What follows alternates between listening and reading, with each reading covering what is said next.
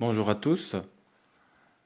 Ce cours est principalement présenté comme révision des différents plans de rédaction en production écrite.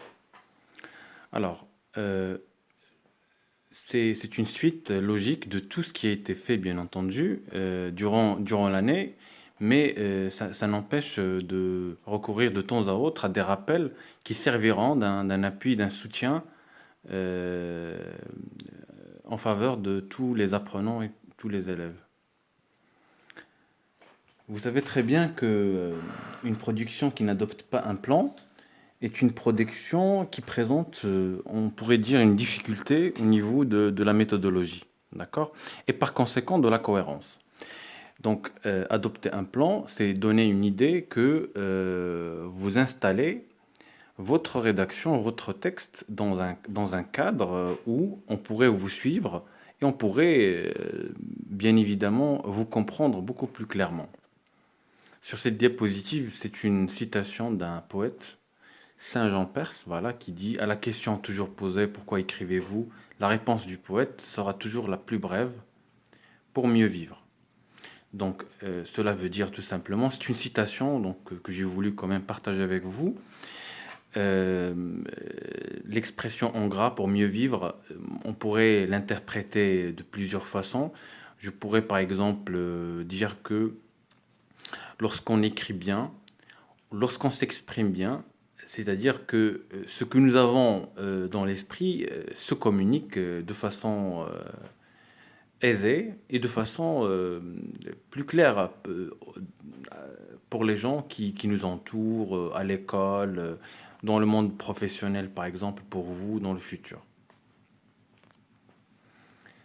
En ce qui est des plans choisis pour cette présentation, donc vous avez 5 points.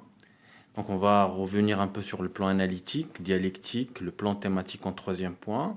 Quatrièmement, le plan comparatif.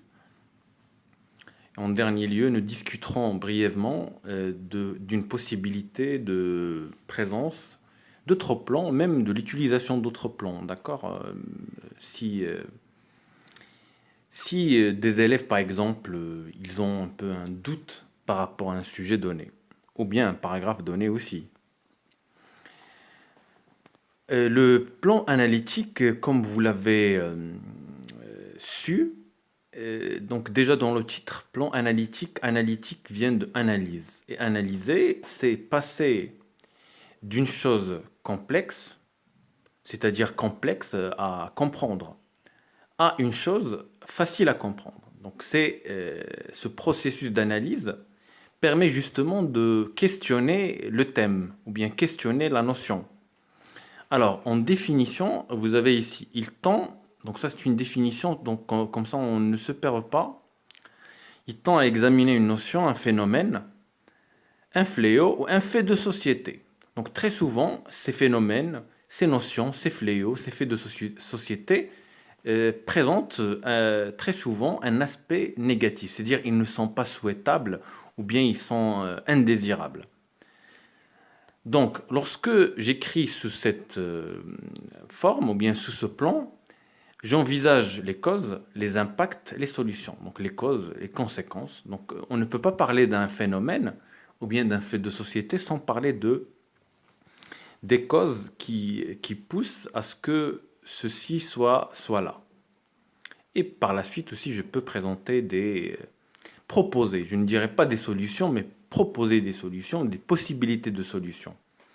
Donc c'est un plan, enfin, qui est orienté vers la prise de mesure, l'action. D'accord? C'est-à-dire que lorsque vous écrivez sous ce plan, vous devez absolument suivre ces 3 points. D'accord?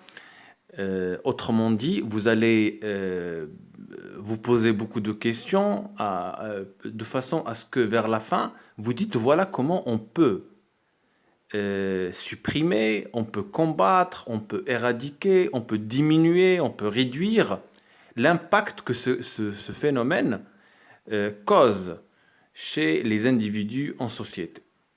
Très bien. Alors là, vous avez ce plan, d'accord? Donc le phénomène.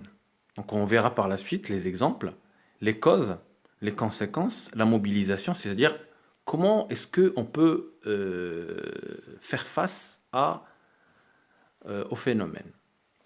Des exemples comme, et ça, il y a des exemples quand même qui sont un peu présents dans le programme, les croyances superstitieuses, c'est-à-dire que en société, ce sujet, les croyances superstitieuses, on peut le travailler par exemple sous un plan analytique, mais aussi sous un plan dialectique, parce que on a des gens qui pensent aussi que c'est bien, c'est bénéfique, mais en réalité quand même, c'est quelque chose qui est un peu opposé à la raison. Donc on pourrait le considérer comme un phénomène très fréquent dans certaines sociétés. La violence, soit scolaire, à l'égard des femmes, dans les stades, etc. La violence, c'est quelque chose que nous n'acceptons pas parce qu'il pose des problèmes et des soucis aux victimes. La crise sanitaire du coronavirus, la fraude aux examens, les gens qui trichent dans les examens, soit pendant les contrôles continus ou dans les examens certificatifs dans les établissements scolaires. Donc c'est quelque chose aussi qui est inacceptable parce qu'on réussit de façon malhonnête le travail des enfants, ainsi de suite. Donc vous pouvez quand même réfléchir un peu à propos de ces sujets. Donc phénomène, cause, conséquence, mobilisation. Plan dialectique, on l'appelle aussi plan critique, c'est une différence ou bien c'est une possible appellation qu'on pourrait trouver à gauche ou à droite. Alors ce thème débat un sujet, c'est-à-dire discute un sujet ou une problématique à travers des idées qui sont très souvent contradictoires, qui s'opposent, selon un cadre d'analyse précis et argumenté. Ce plan est privilégié pour les thèmes qui divisent les gens. D'accord? Dans une classe, dans un groupe, par exemple, on pourrait poser une question. Il y a des gens qui pourront dire moi je suis d'accord, les autres ils disent moi je suis pas d'accord. Ou bien je suis pour, je suis contre, je suis avec, je ne suis pas avec ce sujet, ou bien cette idée, ainsi de suite. Mais l'essentiel ici, c'est d'être capable d'argumenter, de justifier. Alors, le plan, la méthodologie problématique, d'accord? À travers bien sûr un questionnement. La thèse que nous présente le sujet, c'est-à-dire avec quelque chose. L'antithèse et puis la synthèse. Qu'est-ce que ça veut dire synthèse? Beaucoup d'élèves se posent la question sur ce que c'est qu'une synthèse dans un plan dialectique. C'est-à-dire que vous présentez une argumentation neutre. Neutre, c'est-à-dire vous êtes juste milieu. Vous n'êtes ni pour l'un ni pour l'autre. D'accord? Vous êtes en train d'examiner les tenants et les aboutissants d'une problématique donnée. C'est-à-dire, vous dites, voilà, vous faites une conclusion pragmatique et objective. Exemple, dans le programme, bien sûr. Accorder une grande liberté aux jeunes. Il y a des gens qui disent oui, il faut qu'on leur donne une liberté totale. Il y a d'autres qui disent ben non, ça pourrait justement poser problème si on leur confère une liberté un peu totale, ainsi de suite. Il y a aussi des gens qui pourront dire, par exemple, oui, mais, et là c'est un autre plan dont je parlerai tout à l'heure, la polygamie, la peine de mort, le recours aux guérisseurs, l'enseignement à distance. Ce sujet est vraiment d'actualité. Très bien. Je résume. Problématique, thèse, antithèse, la synthèse, l'examen de la problématique. Très bien. Troisièmement, un plan thématique appelé aussi un plan explicatif, d'accord?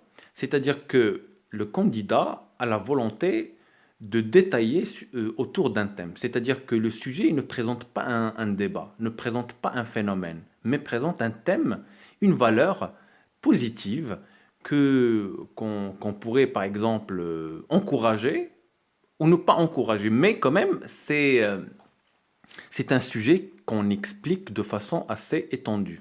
Donc ce plan ressemble à un exposé en classe où on présente un thème ou une thèse de manière détaillée et expliquée. Donc ce plan thématique est présenté de façon objective, c'est-à-dire je cherche des informations dans des livres dans des encyclopédies, sur Internet, sur des forums que j'avais fréquentés, etc. Donc après, j'essaye d'organiser ces idées, bien sûr, dans un cadre concis. D'accord? Ce n'est pas dans un cadre de recherche très avancé. Alors, comment on fait très souvent? Donc, je définis le thème. D'accord? Voilà le thème. Je dis par exemple aujourd'hui, c'est-à-dire un état des lieux. Je le définis de façon simplifiée, ce que c'est que l'amitié, ce que c'est que la mode, ce que c'est que la prison. Après, je présente un premier argument dans le développement et je l'explique avec des exemples. Je donne un second et je l'explique, etc. En fonction du temps que j'ai et aussi des idées que j'ai pu quand même accumuler pour m'exprimer à propos du thème. Et puis, conclusion ou bien synthèse. Exemple, l'amitié, les jeunes et la mode, le rôle social de la prison, les réseaux sociaux, le rôle du père, la solitude. Par exemple, les réseaux sociaux et la solitude sont des thèmes qu'on pourrait écrire selon un plan thématique, mais aussi selon un plan dialectique. D'accord? Par exemple, il y a des gens qui vont dire les réseaux sociaux sont intéressants à utiliser, mais. D'accord? Il y a d'autres qui pourront dire autre chose. La solitude, c'est la même chose. Il y a des gens qui préfèrent être seuls. Peut-être d'autres euh, n'aiment pas. Ou bien aussi dans le plan analytique. D'accord? C'est-à-dire, il y a par exemple des spécialistes ou bien des scientifiques qui pourront dire que la solitude, c'est pas bien.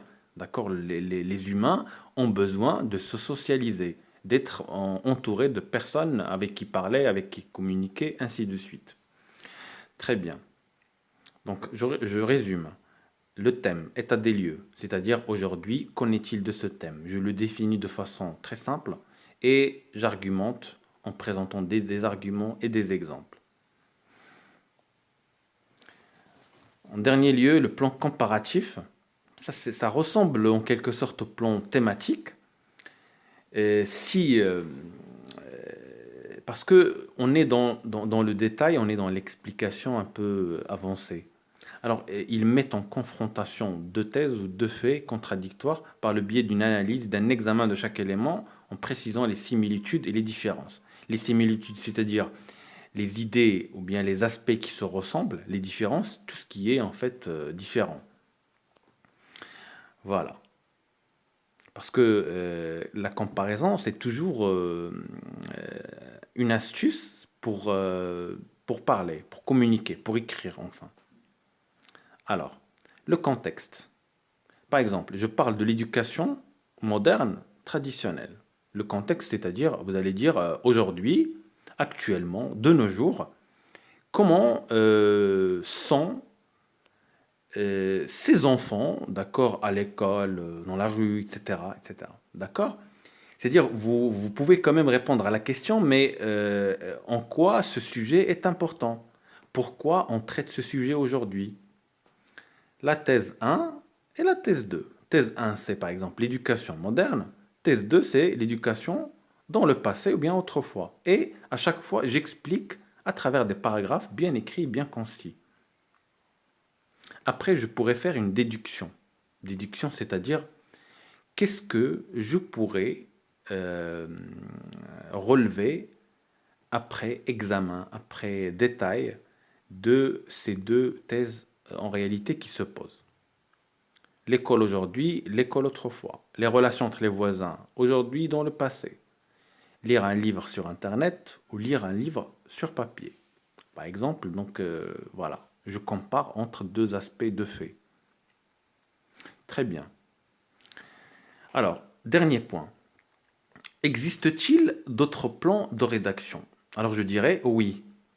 Pourquoi? Parce que des fois, faute d'incompréhension du sujet ou difficulté du sujet pour certains, on se pose beaucoup de questions, mais quel plan choisir? Ou bien des fois, il y a des enseignants, ou bien dans des structures bien définies, on vous impose un thème, on vous impose un plan. Donc, lorsqu'on vous dit, vous êtes obligé de suivre ce plan, des fois, ça pose problème, d'accord? Alors, dans Dans les exercices scolaires, par exemple, moi je pourrais vous dire surtout lorsque vous parlez de votre point de vue personnel, vous pouvez dire par exemple ce que vous en pensez. Des fois, vous n'êtes ni pour ni contre. Donc là, quel plan? Dans un paragraphe, je dis, vous allez, c'est-à-dire vous allez dire oui, je suis d'accord, mais. Donc là, cette procédure, ou bien cette je pourrais dire procédé, oui. C'est une concession. C'est-à-dire je concède. Oui, je suis d'accord, mais je partage les idées de cette personne, mais. C'est-à-dire il y a toujours un mais. Donc là, ça s'appelle la concession. Et c'est un plan très utilisé aussi dans l'écriture argumentative. Ainsi de suite. Alors, en conclusion, j'aimerais bien vous dire que l'exercice de l'écriture, il faut qu'il ne soit pas uniquement réservé à un respect du plan, mais aussi à la qualité de la syntaxe, c'est-à-dire la construction des phrases, la conjugaison des verbes. C'est-à-dire, on ne doit pas commettre, on ne doit pas, par exemple, choisir le bon plan et vraiment répartir mon texte de façon équitable et on pourrait tomber sur des défauts de langue. Donc il faut veiller à ce que votre texte soit bon au niveau des idées, au niveau de la forme, de la cohérence, ainsi de suite. Et je vous souhaite bon courage. À très bientôt.